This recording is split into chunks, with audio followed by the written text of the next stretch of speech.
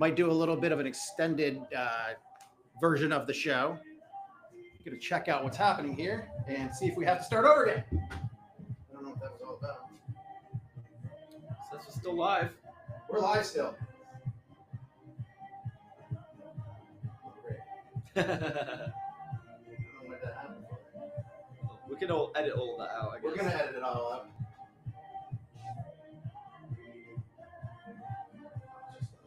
All right, so again, 3-1 to the Green. It was a good night. I think the fans were in full roar tonight. We have a lot of kids out there today.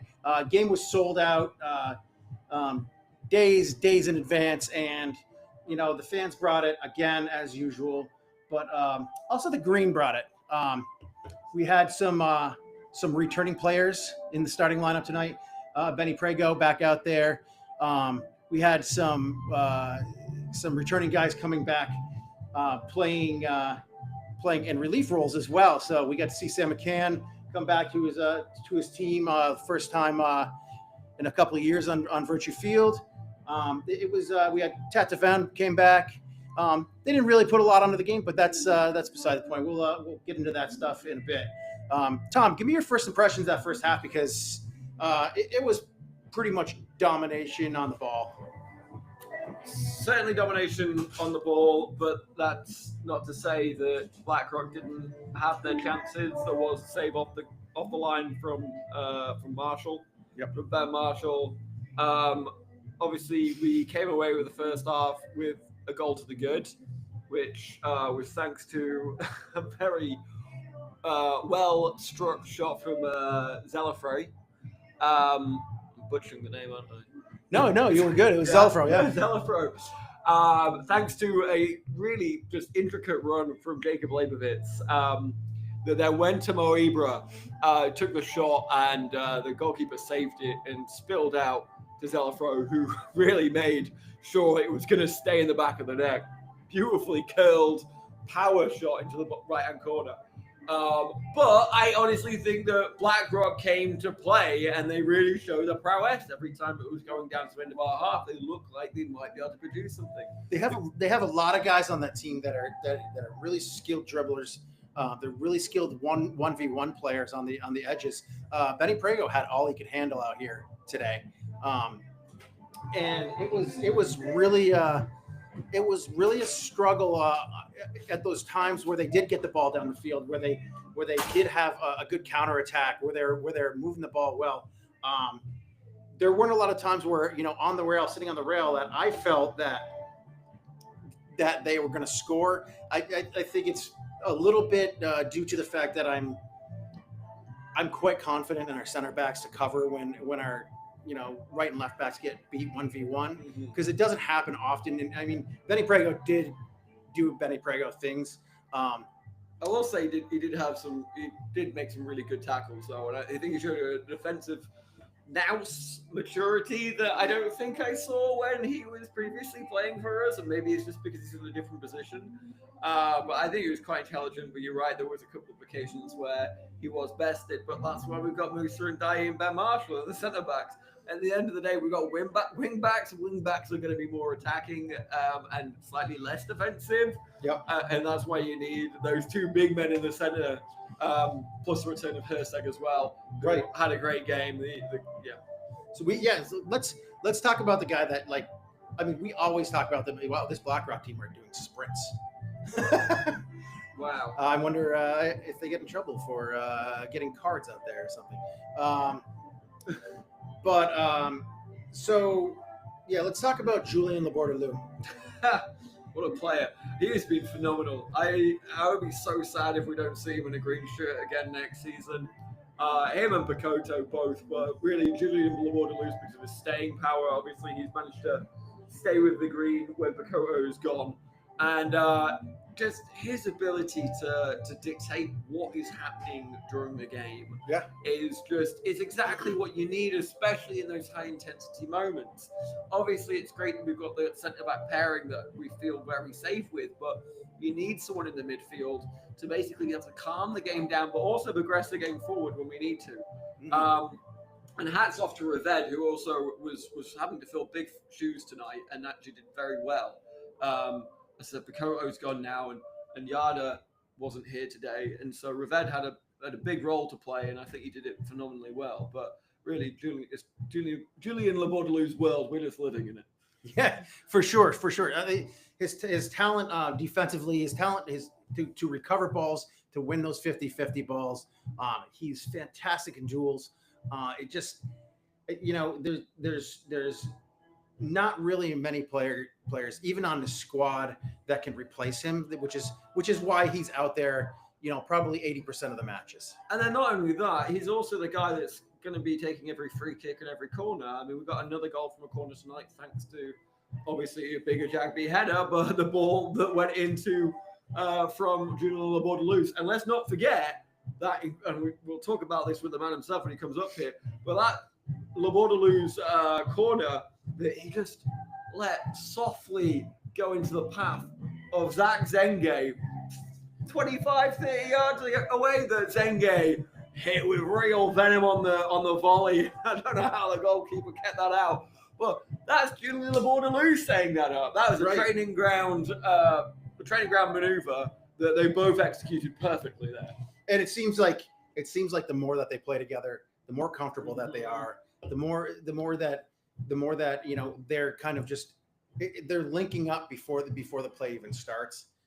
I gotta say on that, sorry to interrupt. No. On that front, I think we've seen Zach Zenga be so good this season because he's got a man like Labordeloux's behind him. Yeah, it's afforded Zach Zenga more opportunities to go forward and make those attacking runs, and not have to be as responsible for what's going on behind him, because he knows Julian Labordeloux has kind of got that sorted. Yeah, absolutely.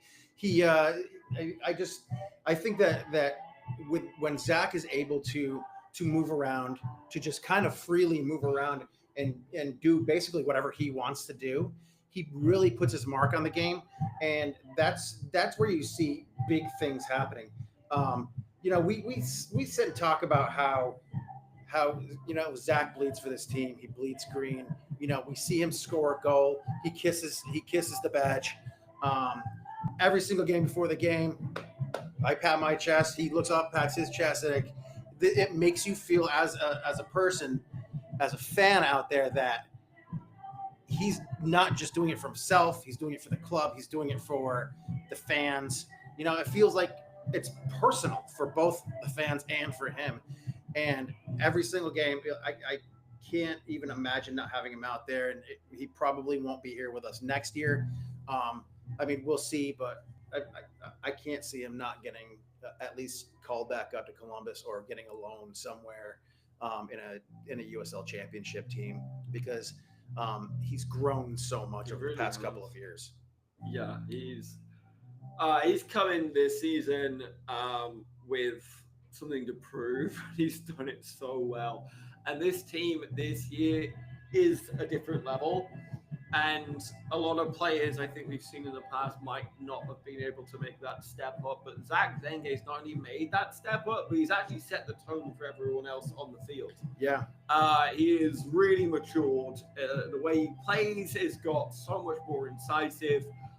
He's making things happen at the top of the field. But then he's there in front of goal with that cool, calm collectedness to slot a goal home as well. He's been probably the player of the year so far. I would think so. Yeah, I would think so. I mean, we have to say question mark, but I mean, there's been a lot of great players. A lot of great players. Labordeloux, Stefan, Amoni Thomas in a short time role. I think we can go ahead and just say that I'm going to give him player of the year so far because of the fact that he's out there every single match. Yeah. He's one of these guys who doesn't ever want to take the match off, doesn't want to take time off. He's out here to stay fit, to play for the club, to play for himself. He looks like he's having fun this year, and I think that's a big piece of the game, is being out there having fun, especially when you're a young man like he is. Now, we can move on to like this the second half here. Second half kind of we saw BlackRock, and this happens. It's happened a lot this year to Vermont Green, where they are having they have some issues kind of finishing off games. Yeah, we Right. say that, but we still won 3-1. I mean, Right. I know, mean, 3-1 I feels know- comfortable. It looks comfortable. I know what also happened with Seacoast midweek, where we were winning 2-0, and went back to 2-1, and then it's 3-1, and then they get a goal at the death, it's 3-2. It seems to be happening towards more the tail end of this season, whereas earlier on in the season, it seemed we were winning without kind of conceding. Yeah. You can attribute this possibly to the fact that we've had a different starting 11 for practically every single game, I think. We could also attribute this to tired legs. But yeah, it's obviously a concern going into the playoffs with maybe this slight mentality shift. But right now we're still winning, so alarm bells aren't ringing so far, but it is something to keep an eye on and maybe be a bit concerned of. But hopefully we won't have the same situation against Albany Rush on Tuesday. Yeah, I mean, Albany is another one of those teams whose season is essentially over. We ended BlackRock season tonight. Can we just talk about that? Because it seems this year we've always been playing a team in either the ascendancy or something to play for. It seems every time you look over at Western Mass, they're playing Albany Rush or Boston City or a completely depleted. I mean, Seacoast the last game they had against Boston City, they didn't even get to play because Boston City had a virus. Right. And every single game we're playing against a team with something to play for, trying to get in that third place playoff spot, which we know is so is so important to get. And we've been in we've been BlackRock in previous seasons where we are fighting to get that points per match. Yeah. To be higher than we've ever third place in the And they Metro didn't- division. And we've been BlackRock, and it seems like we're always playing that third place team. Now, NEFC do have an opportunity now to maybe get that third place spot when they play Western Mass on Monday, but it does always seem that we're the ones playing that team. I think that I mean, and we're gonna get to play that Albany team, but that becomes dangerous when you feel like it's all in the bag. All you have to do is get there. I mean, it feels like it's a classic trap type game. Hey, at the end of the day, we need 12 goals to make sure we go into that final game with Western Mass on equal goal difference. So I mean, take no prisoners. Let's a goal every 10 minutes, please. we picked up 2 tonight on the GD. Let's hope we get a draw and we get a draw out of on Monday out of Western Mass and NEFC. NEFC fighting for their lives, and I mean, I think BlackRock I'm sure NEFC was looking at this with particular interest tonight. But it would be neat to see NEFC first year in the league getting to the playoffs. That's a question for you, Poppy. Would you rather the NEFC beat Western Mass on Monday, teeing up Tuesday's game against Albany Rush to be our championship game, or would you rather NEFC lose on Monday and it sets up, obviously Clash of the Titans at Lusitana Stadium next Friday? I think that this is so. In my heart of hearts, what I really want to see is I want to see. Oh man, it's really hard because you want to beat the best. Of course, yeah. So you want to beat the best, but what I want to see is I want to see it clinched at home. Yeah, I would love it. But in front of a crowd of 2,500 people, just chanting, cheering, popping smoke, popping bottles. I think that's what I would like to see. Crowd rushing onto the field. That would be great. Allowing for an away day where we can actually relax for the first time whether we've ever gone to Lusitano Stadium. Exactly. But like I said, you always want to beat the best. Right, and to, you kind to of get there. the idea of us going for an away game in numbers and then turning up and then beating or drawing Western Mass and then having that experience of kind of rushing the field at an away game and celebrating with the players and really clinching it at the last day of the season. I mean, that's you can't pay for memories like that. That's what football's all about. But I don't want to be. I'll be in pieces. I'll be having kittens. Yeah, all the way down to Western Mass. If that's going to be the case, we're gonna be talking about it. We're gonna be thinking about it the whole way down. I'm not going to do any work next week. You know what? Maybe we'll be able to be a little bit comfortable. Maybe we won't be comfortable. The bus will be comfortable because we're gonna be singing, we're gonna be cheering, we're gonna be having some fun on that bus, and I think that the away day is gonna be fun no matter what. Oh yeah, of course. Yeah. But it's either going to be a party. Well, it's always going to be a party. But it's either going to be a celebration or it's going to be a party. Hello, Sam Mitten. Hello. Come on in. He's here. We've got a chair for you. You want to swing over this side? I don't know, or you can swing into my spot. I don't care. You come sit over here, mate, and then we'll you shuffle this way, Poppy, in case Zach comes in. Zach's still signing autographs down there, so I don't know how much longer we got. We'll get an interview out of him. I'll probably switch out with Zach.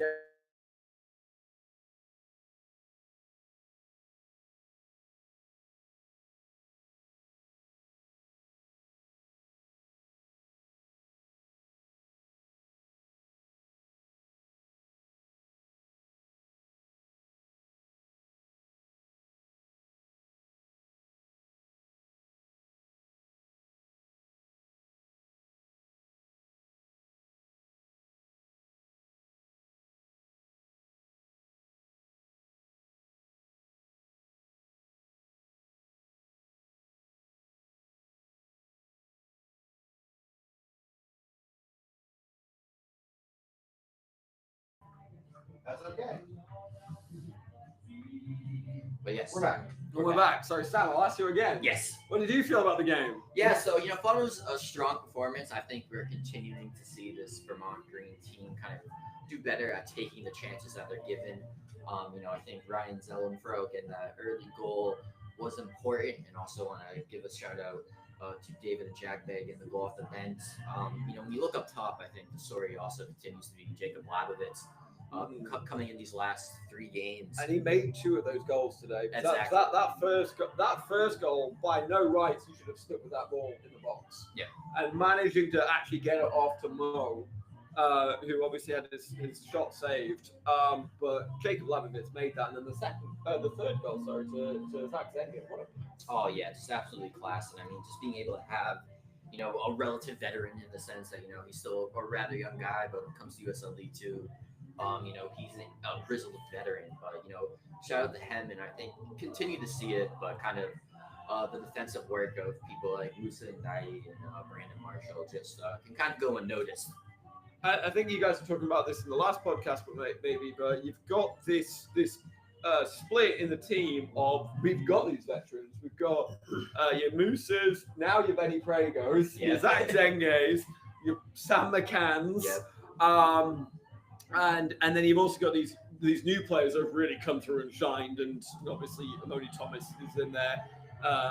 You've got we're saying Justin Waterloo is he's just had a phenomenal season. Yeah, but just an absolute class player, just his ability on the ball, and just being that calming presence, just so impressive. The Waterloo's been a player who's really impressed this season.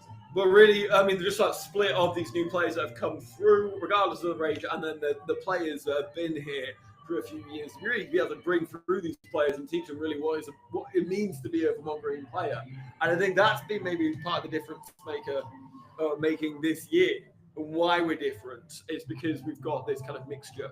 And it's about building on this in future years as well, and making sure some of these players, as long as they don't get signed, Amoni Thomas and Waterloo and Bakoto do come back again, so start bringing through the other new players. It's going to be very, very important to continue this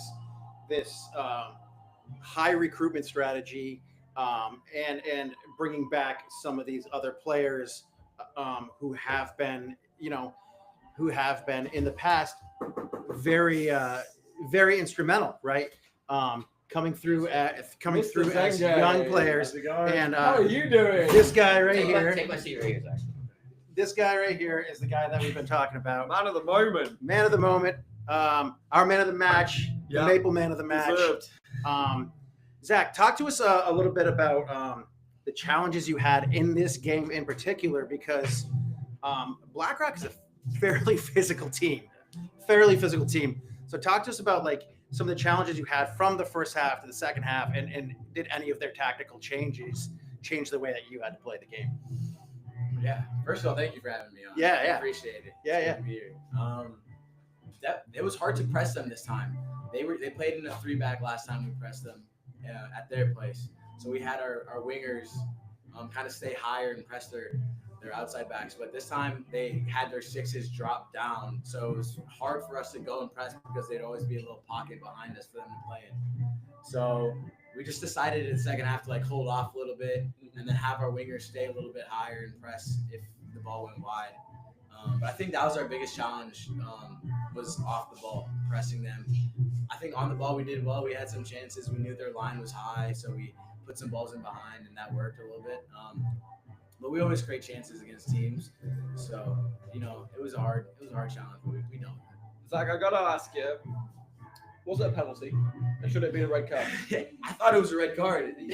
The ref said he was the last, or he had a man behind him, but he was definitely the last man. Never a There man was no behind one him. behind him. I was like, Who's the he's the goalkeeper? goalie. Like, how could there be someone else? From our vantage point, I really thought Labovitz came onto the ball with you and there was a collision, but obviously that isn't what happened. No. And it was a goalkeeper who took you out, which should have been red card, but was it outside the box? I thought it was inside the box as well. I thought it should have been a penalty. I thought it should have been a red card. But, like at that point, once the ref makes the call, like there's no point in arguing. And it's just like, it's good to just keep a calm head and like agree with the ref. Has that changed from this season, from earlier seasons? Because I, being here for the last 4 years, I've definitely seen, heads go on the field. It seems like you're running a tighter ship this year. Is that just because, you're first in the league and you're trying to keep everything tight, or is that because of the change in management and then maybe the change in mentality?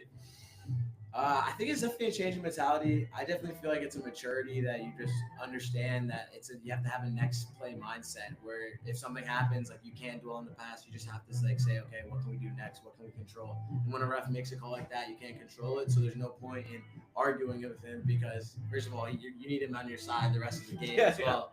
And there's just no point in like thinking about that. You need to say, okay, what can we do next? What can we do next? So I think that's the way I think about it. I try to keep everyone else in the field in that mentality as well because that helps them stay focused. So. I did see you a couple of times. I mean, typical captain type stuff.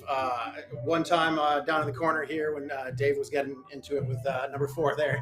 That was a super physical game between the two of them. And it kind of boiled over a little bit. And I know I could see you yell, like saying, David, and finally backed off. But like, these are the types of things that we look for when we're looking at our captains for this club. And I know that, we have Musa out there as well.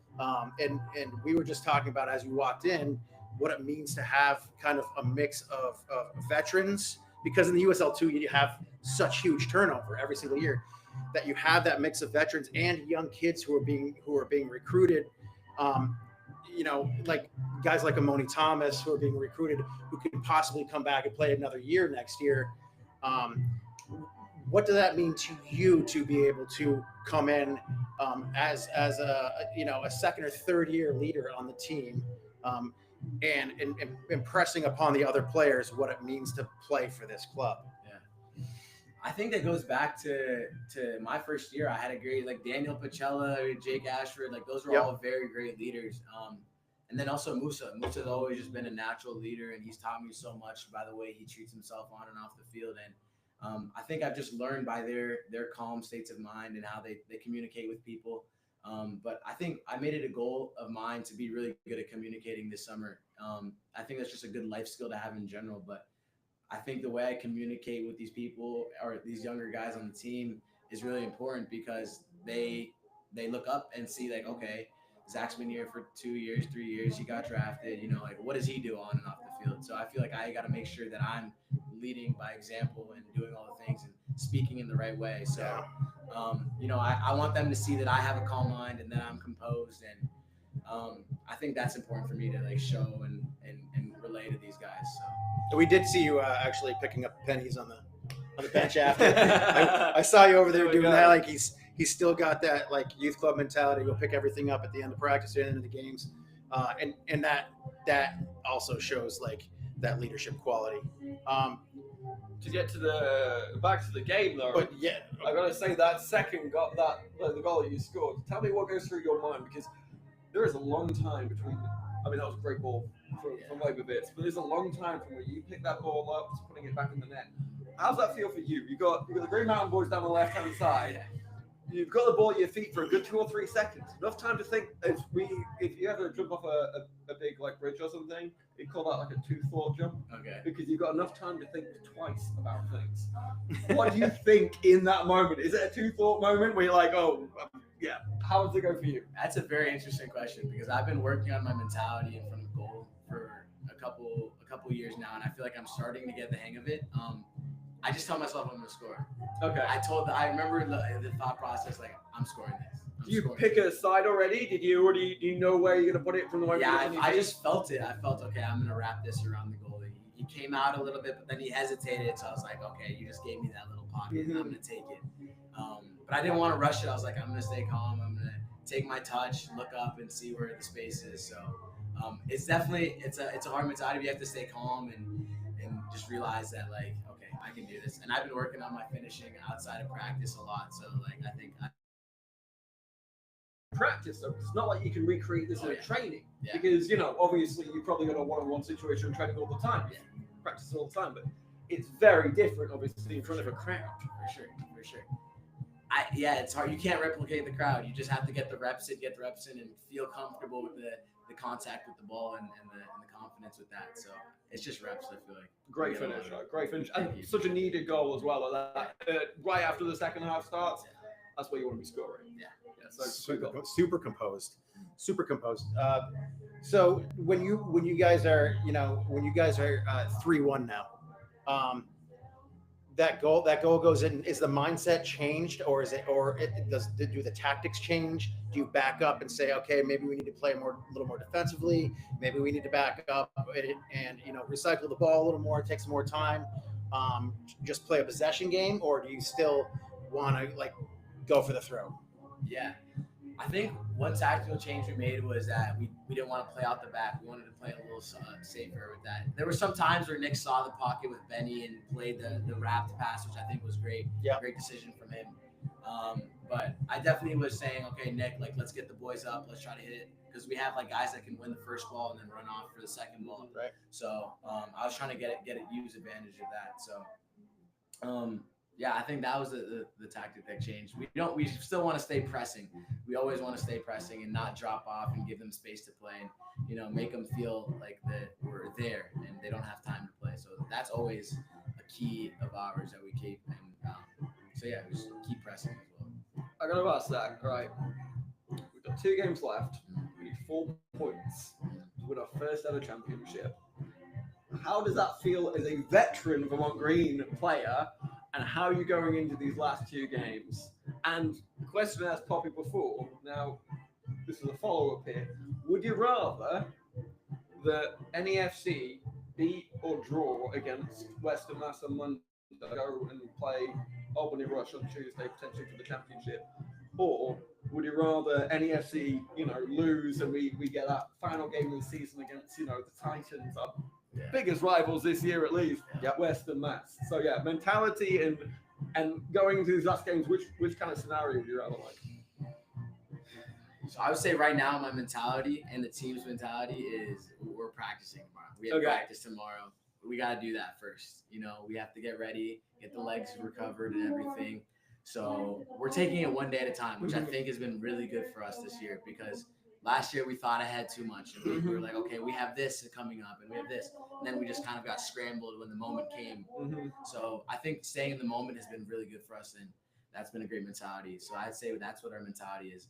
And I would have to say, like, win it on Western Mass. It would be nice to, win it early. But just because of the nature of, the games of Western Mass, it's just been such a gritty game every time we play them. And I remember going there last year and winning there to make playoffs, and Guys that was gave me a such- heart attack last such year. a good feeling. So, I just really want to win the league. Like that's just been so important. We haven't done that yet, and every year we've come close to it, but haven't quite got there. And this year it feels real. So And this year we've already beaten any place that we've never come second before. So even if we came second, we would still be beating our best position. But Exactly. that's not what we're going. Yeah, we're we going don't for the think- yeah, championship. we We're go going for for the the championship. The one year we did not make the playoffs was your first year, right? Mhm. So we did not make the playoffs that year. Had our best kits that year. Was the only year that the Northeast Division didn't get 3 teams guaranteed. So what happens? I mean, what happens for the fans down here is that we're going to still cheer on Tuesday as if it is our championship game. And I told Tom that obviously you want to go down, and I kind of knew what you're going to say is like you want to go down and you want to beat the best to win that title. You want to beat the best, but for us, it would be wonderful to see it done here, right at Virtue Field. But you do want to beat the best, and I think that's like my heart says get it done here so we can relax. Have a nice trip down. We're going down on the bus, so Those Lusitano days have aged me like 15 years over the last 3 years. So I could do with mostly from my missing turns on the way home. I could do with you guys getting this wrapped up on Tuesday, but we'll get the job done. We're gonna take it one day at a time. Yeah. We still got Albany Rush on Tuesday. So what are you guys thinking in terms of that game going forward? As you said, you got training tomorrow. Have you guys got already kind of a tactic plan in mind, or is this the sort of thing you work out in between, your games? Or do you have kind of a game plan going at the beginning of the season going, this is how we're going to play against this team, this team, this team, this team? Chris is so good about watching film about the other teams and getting us organized. So I would say the day before practices, it's like you have to really stay focused because of the information he's throwing at you, and he's so detailed with everything, which I think has been the difference this year. So, it's so nice having a coach like that that's willing to do that. But I'm sure he's watching the film of Albany Rush right now. Yeah. He's doing something. He's crazy. He loves his job. So he's gonna come prepared. I remember playing them. I remember how they play. They have some fast forwards up top. They like to kick it long, and then they hold back. So we'll see how it goes. Last game we went down there. We didn't play our best game, but we're gonna come prepared, and we have a great squad. So. Awesome. So I just want to thank both of you guys. I don't want to take up any more of your time. It's getting on at 10 p.m. It's cool. Zach got You're not even practice out of your tomorrow. kit yet. Go for a shower, man. But Appreciate it. yeah, Thanks very we much. really appreciate it. Thank you guys. Absolutely. Thanks for coming up, and we'll see you on Tuesday. Yeah. Everybody, we will see you on Thursday for the actual full version. This was a pretty full version, but we're having another full version of the podcast with Sam Minton and Tyson. And until next time, up the green. Up the green. Thank you guys. Cheers, Zach. Appreciate it once again. Yeah. Thank you so much. Yeah, absolutely, man. Woo! Goddamn, baby. Let's Great points. go. There it goes. Oh my word. Dude, so fucking good. Yeah, you've been something else this season, really. I mean, I don't know if you feel the same way, but this you've been on a different level. We were saying this team this year it's been that step up, and I don't know if other players maybe could have made that step up from previous seasons, but you had literally set the standard out on that field. Thank you. So yeah, we've just been